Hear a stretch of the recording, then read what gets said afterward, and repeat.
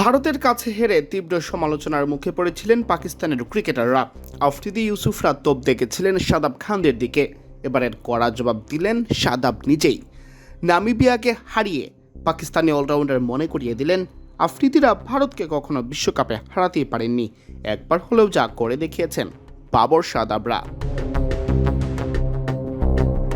ভারত ম্যাচের পর আফ্রিদি বলেছিলেন, সিনিয়রদের বাদ দিয়ে নতুনদের এবার সুযোগ দেওয়া উচিত। মোহাম্মদ ইউসুফও একই সুরে কথা বলেছিলেন। তার মতে সময় শেষ হয়েছে বাবর শাহিন শাদাবদের, এখন বেঞ্চের শক্তি পরখ করে দেখার সময়।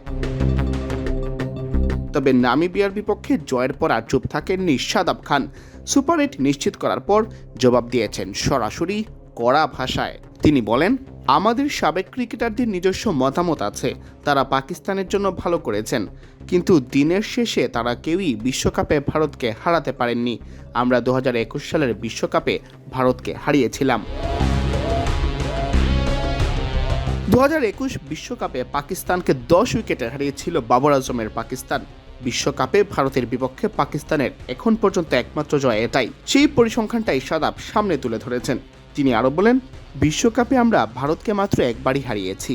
হ্যাঁ, তারা কিংবদন্তি, কিন্তু বিশ্বকাপে ভারতের বিপক্ষে তারা অসাধারণ কিছু করতে পারেননি।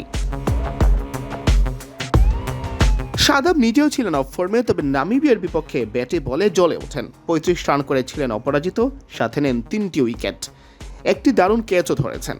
পাকিস্তান 199 রান জড়ো করে, নামিবিয়া অল আউট হয় 97 রানে।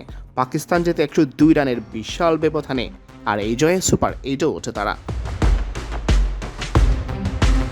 যদিও সমালোচনা পিছু ছাড়ছে না পাকিস্তানের।